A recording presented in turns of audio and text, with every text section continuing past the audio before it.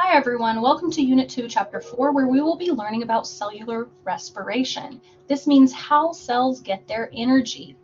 As always, if you click on this book, you get a link to the guided notes. Please use those to improve your note-taking, and you may get a chance to turn these in for extra credit at the end of the semester. So we are learning about cellular respiration, or how organisms get their energy. That divides organisms into two main categories: autotrophism, self-feeding, or heterotrophism. We are heterotrophs, meaning that we have to consume food to produce energy. Autotrophs, however, they don't. They can absorb other chemicals or sunlight to produce energy. The most common type of autotrophism is photoautotrophism, organisms that use sunlight to undergo photosynthesis. This includes plants, algae, and cyanobacteria, or bacteria that can undergo photosynthesis. There are other types of organisms, such as deep sea bacteria, which have chemoautotrophism. They use chemicals, but we're going to talk about photoautotrophism. Heterotrophs, including ourselves, are going to gain energy by eating autotrophs. Heterotrophs can also eat other organisms that have already eaten the autotrophs. So if we were to organize this chart into autotroph versus heterotroph, phytoplankton would be an autotroph. It is a type of photosynthetic ocean plankton or algae. The little boy would be a heterotroph because he has to eat his veggies to grow big and strong. Then we have the kitty cat. Kitty cats normally don't eat plants, but they do eat mice and other small mammals which eat the plants. And then we have a pear tree. The pear tree would definitely go into the autotroph because it undergoes photosynthesis. Now let's talk about photosynthesis. Photosynthesis, we're going to talk about in plants, okay? So other organisms do undergo photosynthesis, but we're going to talk about plants. All photosynthesis is going to happen inside the mesophyll cells, so inside the green part of the plant. There are other structures within the plant that do not undergo photosynthesis. Most photosynthesis is going to happen inside of the leaves of the plant, okay? This is where most of the mesophyll is located. On the underneath of the plant are little pores called stomata, which allow oxygen to enter and exit, or CO2 can enter and oxygen can exit through the stomata. Okay, this is at the bottom of the plant. Let's turn on my pen. So if I were to have a plant leaf, the bottom of the leaf would have these little openings. They look like lips almost. They're little openings. And the plant can actually open these to allow CO2 inside and oxygen out, but they can also close them if it becomes dark and they no longer want to undergo transpiration. We're also losing a lot of water out of these pores to evaporation. Now, inside of the mesophyll, this green pigment actually comes from something called chloroplast. This is a special organelle inside of the plant that holds a lot of chlorophyll. Chlorophyll is the green pigment, and that green pigment actually is inside of something called a thylakoid. Okay, the chloroplast can be divided into two main parts: the stroma, which is like the cytosol, and the thylakoid. Let's see a picture of that. So here's a picture of the chloroplast. You can see that it has a double membrane, much like mitochondria. It also has DNA and independent ribosomes, just like mitochondria. And this supports our theory of endosymbiosis. So the theory is that these chloroplasts used to be a bacterium that now is in a symbiotic relationship with all plants. Now, besides the double membrane on the outside, the plant actually has a third membrane on the outside of these thylakoid discs. These thylakoid discs inside the lumen, or the membrane on these discs, is where you're going to find all of the photosynthesis that's happening. This is due to those pigments. So the thylakoid is very, very similar to the cristae of the mitochondria. Photosynthesis can be broken down into two main parts: the light reaction, which is of course light dependent, and the Calvin cycle, which is light independent. Okay, it's named after some guy named Calvin. Now, these two reactions work together to produce sugar. So, what goes into photosynthesis? Well, first we have to have light. Light goes into it, water goes into it, and some other products like CO2 goes into it. Okay. In the light reaction, we're taking water and splitting water apart and taking the energy from the sun. And all of this is happening in the thylakoids, okay, especially in the membrane of the thylakoids. So in these stacks where chlorophyll is. We have a byproduct of oxygen. We actually don't need the oxygen. We just release it into the air, or the plants do, because it's not part of the next step. But the main purpose of the light reaction is to produce these two items. The light reaction is going to produce energy in the form of ATP, and it will produce something called NADPH.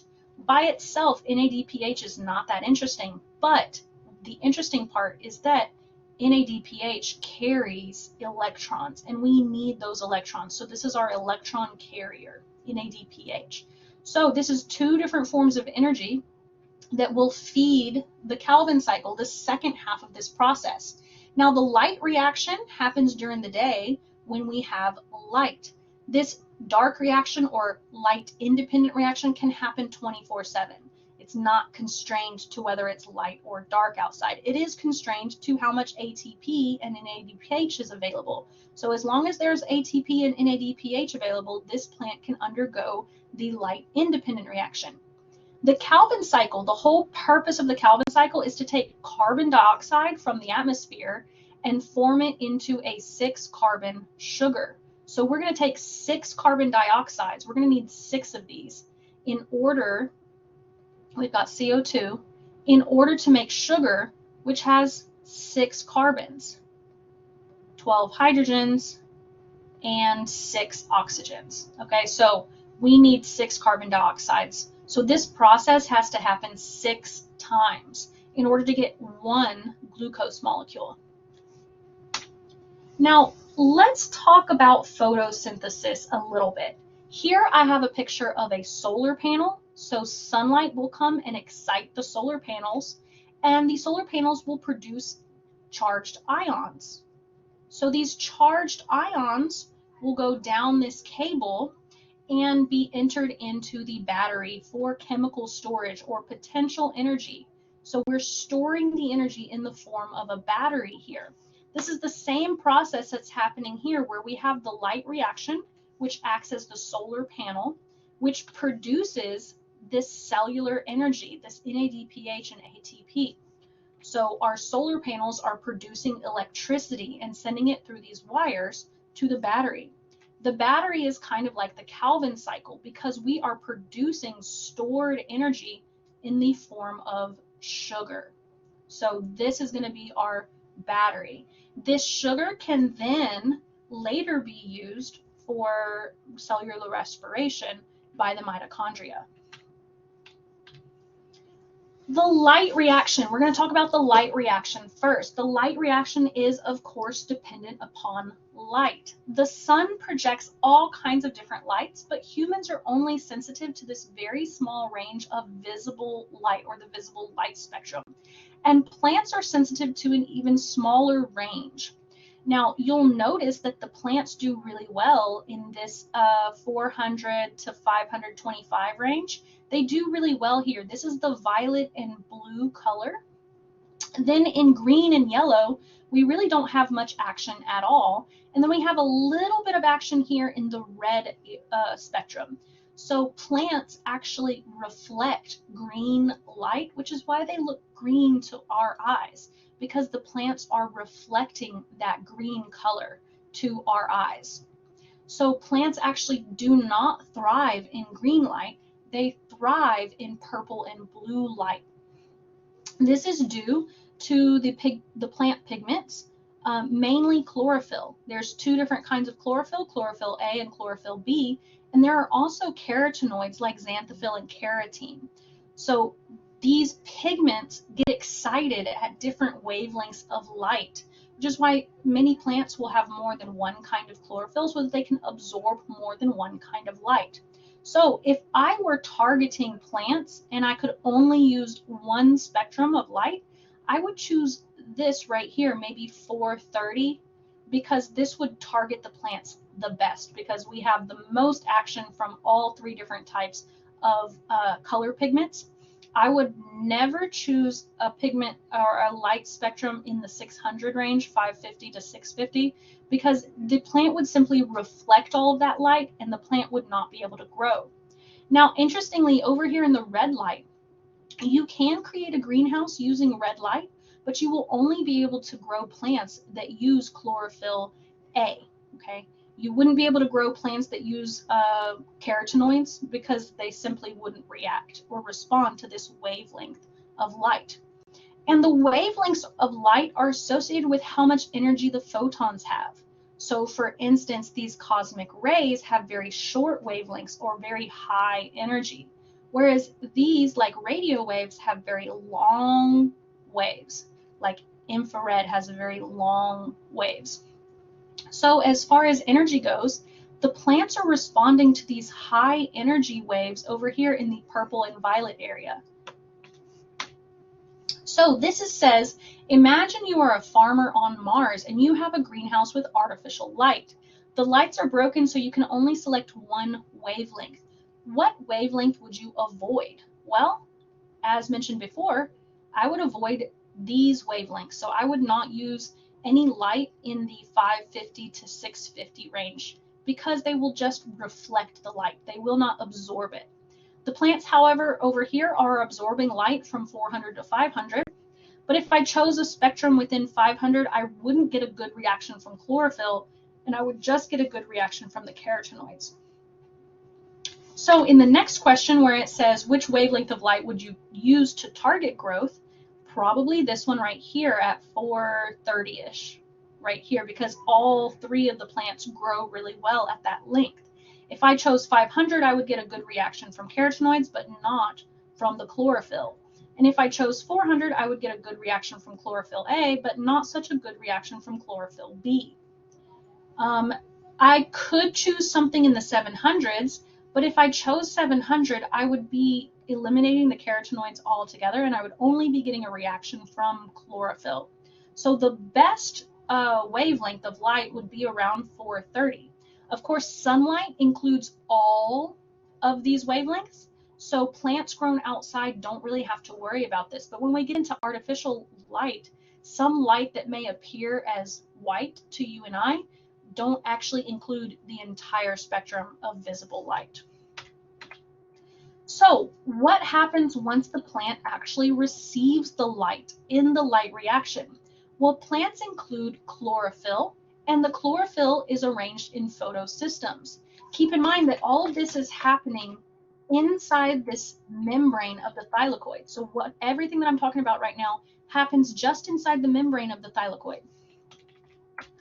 So these photosystems, or these photopigments, are inside the membrane of the thylakoid. When sunlight comes in and excites one of these pigments, let's say it excites this pigment, the excitement will cause it to vibrate and it will bump into the next one, exciting the next one, which will bump into the next one, exciting the next one. Eventually, they all get so excited that they are all vibrating and kind of focusing and pushing this center photocell, and all that energy is sent to this photocell, which then loses an electron. So our goal is to get that electron. That's the purpose of the photosystem. The photosystem is collecting electrons from the sunlight. So our original energy was sunlight.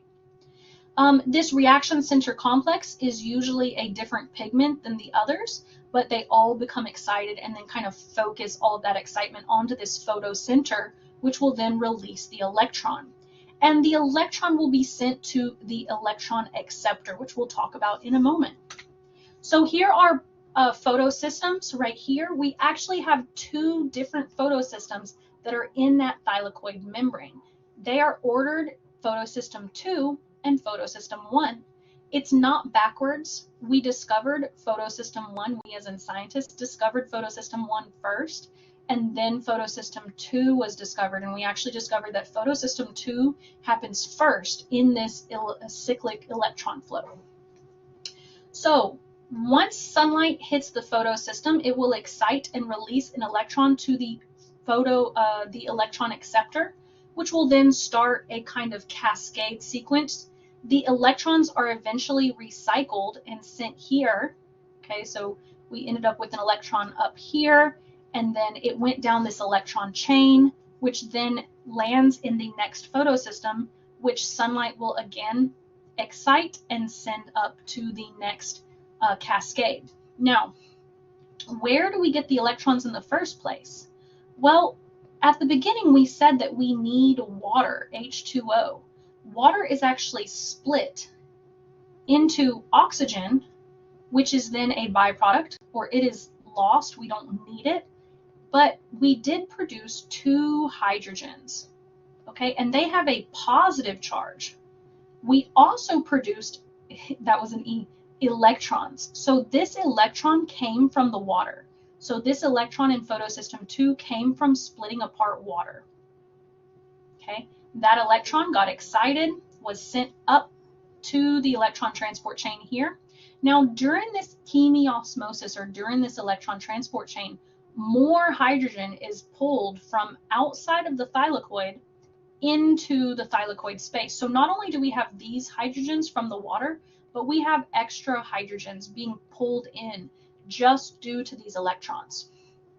This is called linear flow, linear electron flow, because it just flows in a straight line to photosystem 2. To photosystem 1. Photosystem 1 has a cyclical system because it can excite itself, but the product of photosystem 1 is going to be NADPH, which, if we remember, NADPH was our electron carrier right here. So our goal is to produce ATP and NADPH. So we have not yet produced ATP, but we did produce NADPH, and NADPH is going to be our electron carrier. So this extra electron is transferred onto NADPH and used in the Calvin cycle. Where are all these hydrogens going? Well, they're going inside the thylakoid. So this is the membrane of the thylakoid. The thylakoid is up here. Inside the thylakoid are tons of hydrogens. Okay, and remember, the hydrogens got there because of the light reaction. Because not only did we split apart water inside the thylakoid to get hydrogens, we also got extra hydrogens from the electron transport chain. So we have all these hydrogens. This has set us up perfectly for an electrochemical gradient. Since we have so many hydrogens inside the thylakoid, they are constantly wanting to get out. The only way they can get out, though, is through this enzyme called ATP synthase. So ATP synthase conveniently allows all of the hydrogens to exit, but on their way out, they have to do a job, and that is to create ATP. ATP synthase synthesizes ATP. So this is going to be our next product for the light reaction. The first product was NADPH right here, and the second product is ATP. Both of those products are going to feed into the Calvin cycle. So here it is all together. We have light that is going to excite this photosystem 2. We did need water, and water is going to be broken down into oxygen, which is then released, and hydrogen. So we already have a bunch of hydrogen in this space, a bunch of positive ions in this thylakoid space. Now, these electrons get excited because of the photopigment in the photosystem 2, and the electron is going to move down the electron chain to the electron acceptor, which then will pass the electrons to another electron acceptor, the cytochrome complex. And during this process, we're pulling more hydrogen into the system. So now we have even more hydrogen, or positive ions, in the thylakoid space. These electrons continue to travel until they reach photosystem 1. They need to be re-energized with sunlight. So sunlight hits the pigments inside of photosystem 1 and excites those electrons. The electrons go down another electron chain, but they now are going to be added onto NADP. Okay, so NADP is turned into NADPH, which is our electron carrier. This is where we're going to get the electrons from. The electron carrier goes to the Calvin cycle, and all of this positive ions, they're built up inside the thylakoid. They want to escape. The only way they can escape is through ATP synthase. ATP synthase, using the energy from all of those ions, will add a phosphate onto ADP, producing ATP energy, which will then also feed to the Calvin cycle. So the next question is going to say which products from the light reaction are needed for the Calvin cycle. If you would like to watch the video, you can go back to the lecture PowerPoint and watch those videos, but the sound does not play, so I'm not going to play them during this lesson. But they are available if you would like to review them. So I am just looking for the products of the light reaction, not the altogether products. So the products are going to be ATP and NADPH that feed into the Calvin cycle. We also have a byproduct of oxygen, but that is not needed. So that is just released into the atmosphere. Which molecules act as the major electron donor? We're trying to get the photosystem started, particularly photosystem 2. To get photosystem 2 started, we need electrons from somewhere, and we are going to get those electrons from water. We're going to split H2O into oxygen, which is released into the atmosphere, hydrogen, positive hydrogen, which is pressed into the thylakoid space, and the electrons. I'm sorry, I'm too close to this. And the electrons. We get 2 electrons out of it. All right, and those electrons are what's going to be sent into the electron transport chain. All right, what is the purpose of the hydrogen ions in the thylakoid space? Well, the hydrogen ions are going to power ATP synthase, so to produce ATP is their purpose. Let's talk about the next step, the Calvin cycle. The Calvin cycle is going to use that ATP and that NADPH to produce a 6-carbon sugar called glucose.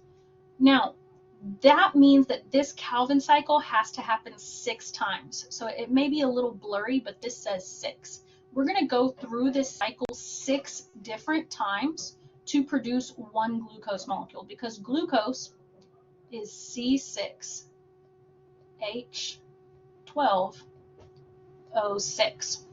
So we're going to go through this cycle 6 different times. We start out with carbon fixation, which is exactly what it sounds like. We're going to take carbon dioxide from the atmosphere and add it to an existing molecule. Now this is a 5-carbon molecule called ribulose biphosphate, but most places we're just going to see it's RUBP, ribulose biphosphate.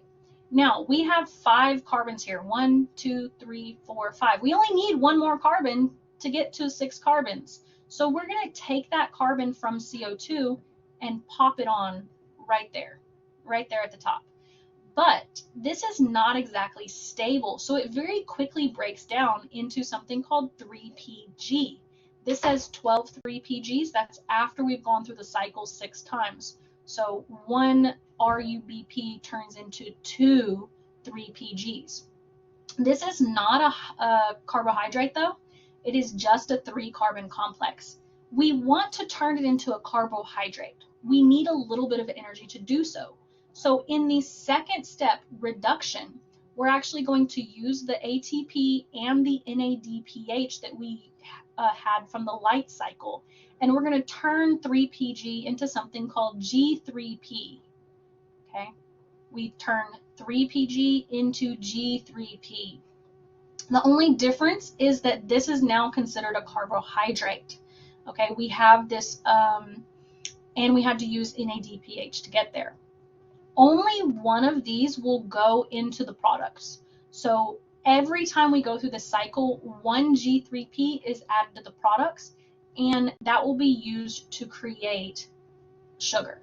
okay? Only one though.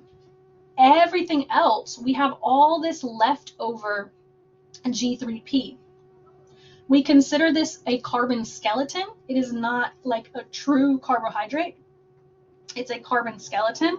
And we need to start this cycle over again to get one more G3P over here every time we go through.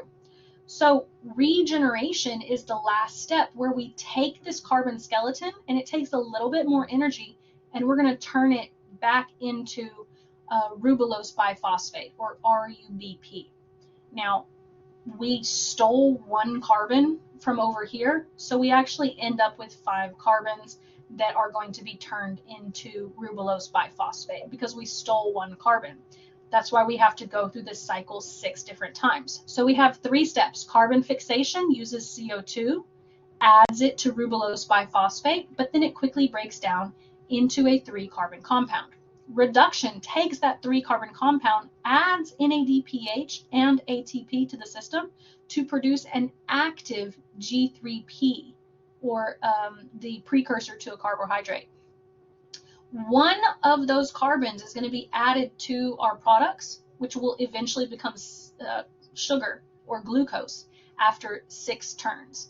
But then we recycle the carbon skeletons into ribulose biphosphate.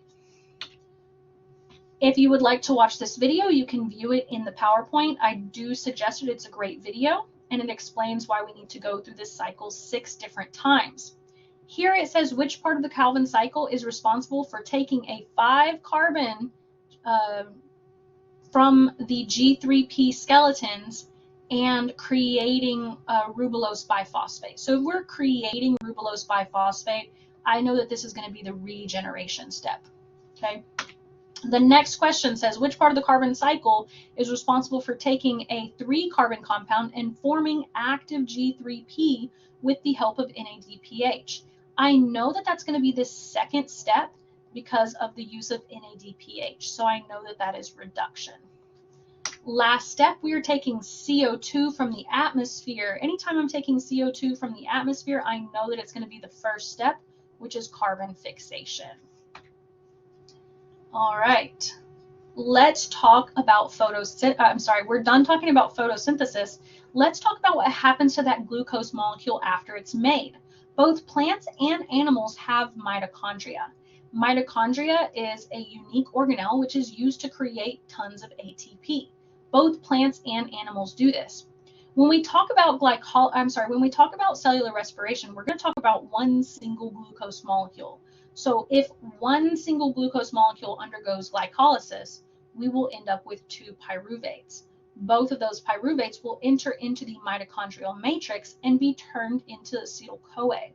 Acetyl-CoA will be used in the citric acid cycle to produce ATP, but most of the products of all 3 of these steps is going to go into the electron transport chain, and the electron transport chain is where most of the ATP is going to be produced. So let's talk about these individual different steps.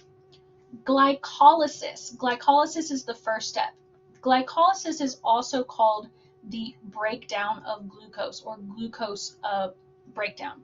When we break down glucose, we end up with pyruvate, or 2 different pyruvate. We're not focused on fermentation right now, just respiration. So we end up with 2 pyruvate, which turns into acetyl-CoA eventually. If we're talking about glycolysis, glycolysis is happening in the cytoplasm, or the cytosol. The cytosol is anything outside of the mitochondria. So it's not happening inside the mitochondria, it's happening outside the mitochondria. And it also does not need oxygen. It is anaerobic, so it does not need O2. It does not need oxygen. We don't need oxygen. This happens outside of the mitochondria. Once we get inside of the mitochondria, we're talking about pyruvate oxidation and the citric acid cycle and the electron transport chain. So all 3 of those steps happen inside the mitochondria. Pyruvate oxidation, or the citric acid cycle, is going to happen inside the matrix of the mitochondria. So inside this part, the main part. And then the electron transport chain is going to happen along the membrane or along the cristae. All right. The electron transport chain is going to be very, very similar to what we learned in the thylakoids. So this electron transport chain is going to be very similar to the electron transport chain that we saw in the chloroplast.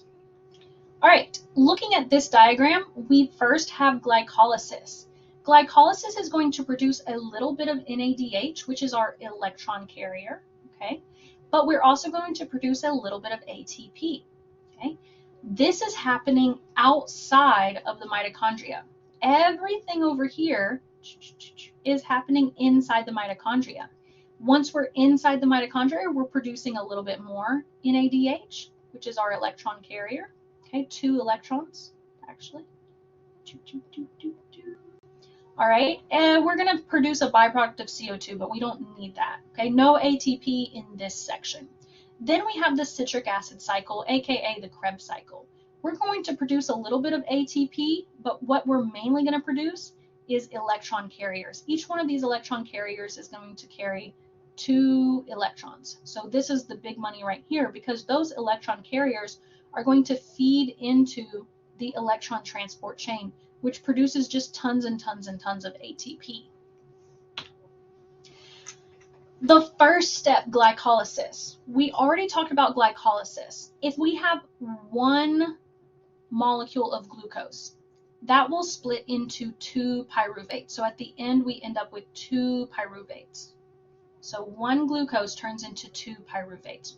This does not require oxygen, and it happens inside the it happens inside the cytoplasm, so outside of the mitochondria. Now, glycolysis happens in 2 different stages. The first stage is called the investment stage. We actually lose 2 ATP, so we have -2 ATP. Then we have something called the payoff stage, or the harvesting stage, but I like to call it the payoff phase. The payoff phase, we actually gain 2 ATP and 2 ATP plus 4 ATP. Okay. During this stage, we also produce a little bit of NADH, which is great. So if we lose 2 ATP and we gain 4 ATP, we have a net gain of 2 ATP net. But the other important thing is the production of NADH, because that's our electron carrier. We want to pay attention to those. So if I were to write this in a diagram, okay, if you have your guided notes, you already have this. Step 1 is glycolysis. It's happening inside the cytoplasm. It does not need oxygen, and it produces 2 NADH and 2 ATP. But remember, this is net ATP, net ATP. That means we actually produced 4 ATP, but we lost 2 in the process. If you would like to watch this video, you can watch it in the PowerPoint. Now, the next stage is going to be pyruvate oxidation. Basically, this is an intermediate step before the citric acid cycle, okay? We cannot use pyruvate in the citric acid cycle. So pyruvate has to be turned into something called acetyl-CoA, okay? We need we're going to get 2 acetyl-CoA from 1 glucose molecule, 1 acetyl-CoA from 1 pyruvate. So when pyruvate enters into the mitochondria, it loses a carbon dioxide and it gains a coenzyme. But we're also going to produce a little bit of NADH, which is our electron carrier. Carries 2 little electrons. So this step is important as an intermediate step. I think that's supposed to be like that. It's an intermediate step, but it does produce a little bit of NADH, which is really important later on. It doesn't actually produce any ATP. So in this section, pyruvate oxidation, you could say that this happens in the mitochondrial matrix. We produce 2 NADH, but 0 ATP. And remember, each of these is carrying 2 electrons. So this is actually 4 electrons in each of these stages. Next is the citric acid cycle. I do not require my students to memorize all of the intermediates of the citric acid cycle, but it is named the citric acid cycle over its first intermediate enzyme, or its first intermediate citric acid. So pyruvate is turned into acetyl-CoA, and acetyl-CoA enters into the citric acid cycle right here at the top. It turns into citric acid. But what I want you to pay attention to is what enters the system and what exits the system. So what's entering the system is acetyl-CoA. We have 2 acetyl-CoA for every glucose molecule that we're processing. Now, each acetyl-CoA is going to produce 1, 2, 3 NADHs for a total of 6 NADH per glucose molecule. So we only have 3 NADH per acetyl-CoA, but 6 altogether because we have 2 of them. Then we are going to produce 1 ATP, which means we get a net of 2 ATP. And we also produce something called FADH, which is very similar to NADH. So we have 2 FADHs.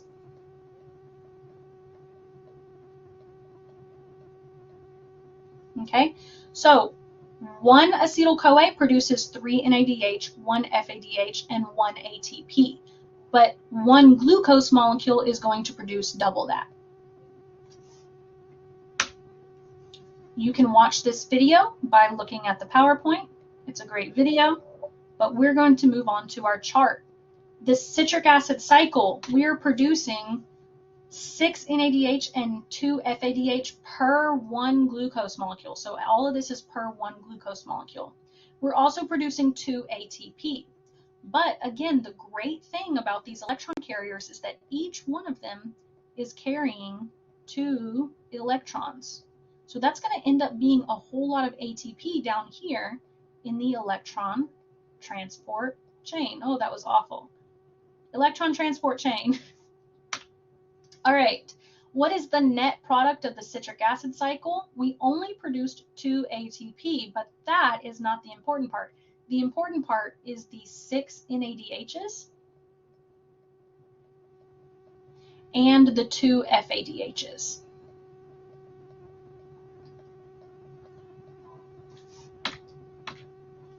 Next is going to be chemiosmosis, or my favorite step, the electron transport chain. So all of this is very detailed information about this diagram right here, so I'm going to skip ahead. This diagram is showing the electron transport chain, which is my favorite part of this whole process, because all of those intermediates that we've collected, all of these electron carriers that we collected are now going to produce tons and tons and tons of energy for us to produce ATP. So to me, this is the coolest step. We have 4 different proteins here called protein 1, protein 2, protein 3, and protein 4. Super original name. But we start out with protein 1, at least it's in order.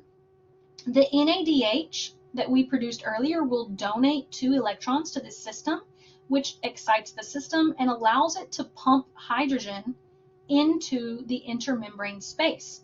So if we have a mitochondria and we have cristae here, this process is happening along this membrane right here, and we are pumping hydrogen into this intermembrane space, the space in between the inner and the outer membrane. Tons and tons of positive charge out here in the intermembrane space. So we've pumped hydrogen using this first enzyme here, and then the electrons hop onto this next enzyme. We also at this point can add more electrons using FADH, so more electrons, and that is pumping even more hydrogens in this third system. So tons and tons of hydrogens are being pumped into the intermembrane space. And this continues with the fourth enzyme as well. All of them are using either NADH or FADH electrons and pumping hydrogens. Well, those extra hydrogens are going to activate the electron transport chain. All these hydrogens are pushing and bumping into each other, and they really don't want to be stuck in this intermembrane space. So conveniently, there is a way out, but the only way out is through ATP synthase. So when they pump back through into the mitochondrial matrix, this inner part, they are producing ATP. ATP synthase will take a phosphate and add it to the end of ADP, producing ATP. We can produce up to 28 ATP molecules, so tons and tons and tons of ATP being produced just by this one enzyme, okay, just by this one enzyme. Now, all of this extra hydrogen needs to go somewhere, and we're kind of messing up our little,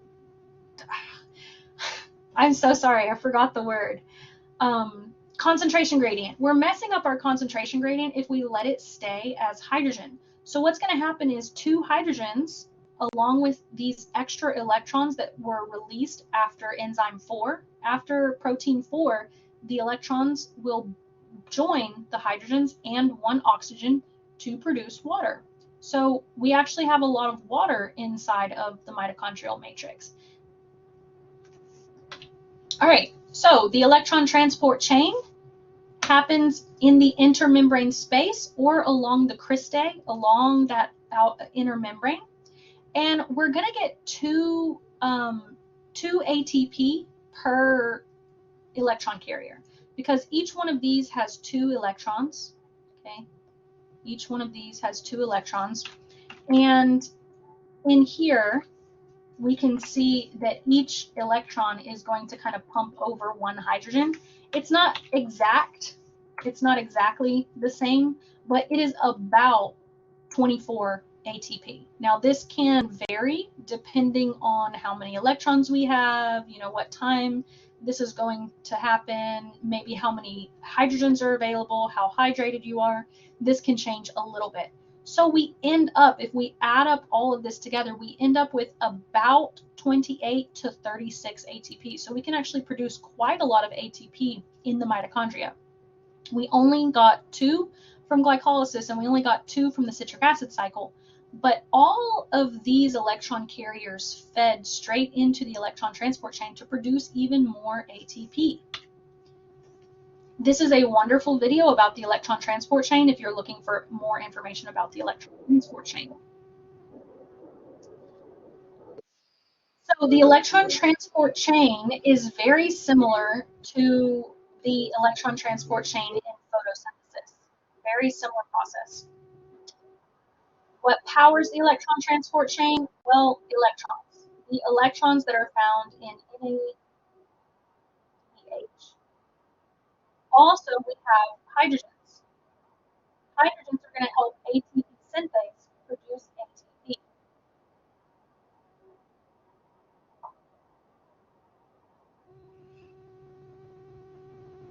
All right, about how many ATP are produced, this is not exact, but we're going to have about 28 to 36. Now, we don't just eat glucose, okay? I don't know if you've ever had glucose, but it's like sickly sweet. It's way, way, way super sweet. And we don't exactly eat pure glucose. We eat a variety of foods, but every single one of the foods that we eat can enter into this process at different stages. So for instance, fats can break down into glyceraldehyde and enter into glycolysis. Proteins can break down into acetyl-CoA and enter into the citric acid cycle. So the most common form of energy is sugar because it can go through this whole process. But we also get calories from proteins and calories from fats. It just will enter into this process at different stages.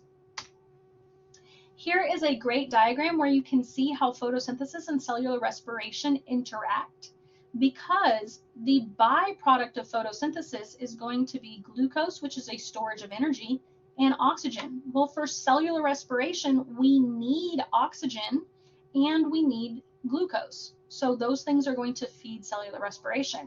A byproduct of cellular respiration is carbon dioxide, which is needed for photosynthesis. So all of this is going to feed into each other, which is great for plants. Here is another diagram that kind of shows the same thing, that the photosynthesis reaction is almost the exact opposite of the cellular respiration process. So here we start with carbon dioxide and water, and we end up with glucose and oxygen. Here we start out with glucose and oxygen, and we end up with carbon dioxide and water as a byproduct. And we get lots of ATP. The last thing that we want to talk about is what happens if there is no oxygen. So everything that we just talked about is oxygen dependent, or aerobic cellular respiration. Glycolysis does not need oxygen, so we're going to get pyruvate anyway. So we can start out talking about pyruvate. If oxygen is present, pyruvate can enter into the mitochondria to produce acetyl-CoA and start this whole process, ending with the electron transport chain. But if no oxygen is present, we're going to end up with either alcohol fermentation or lactic acid fermentation. This process is utilized in bread making, wine making, beer making, and also vinegar. Vinegar is fermentation by yeast in the presence of oxygen. So you would see vinegar if oxygen got into your if you were trying to make wine instead of alcohol, you would end up with acetic acid or vinegar. So vinegar is acetic acid. Now, this is a diagram of fermentation. Fermentation can either be alcohol fermentation or lactic acid fermentation. We're still going to undergo glycolysis, so we're still going to start out with glucose. We still have to spin 2 ATP, but we get ATP out of it, and we get pyruvate. So this part stays the same.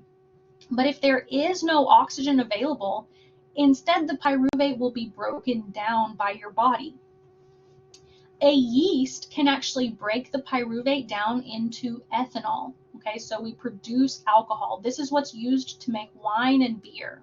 Okay, if oxygen enters into this process, then the yeast will actually make vinegar. Another byproduct is carbon dioxide, which is great for making bread, because as the yeast produces this alcohol and vinegar, it will release a lot of carbon dioxide, causing the bread to rise.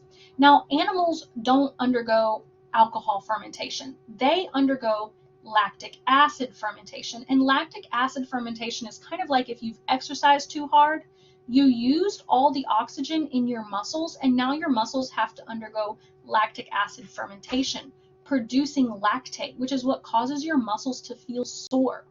Okay, so your body broke down the pyruvate into lactate.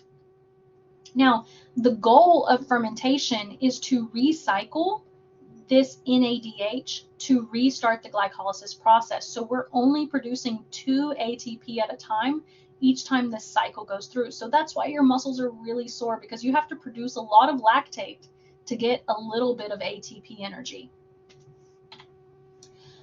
As always, we have our chapter homework, which you can check your answers with your SI leader or email it to me, but these can be turned in at the end of the unit after the exam.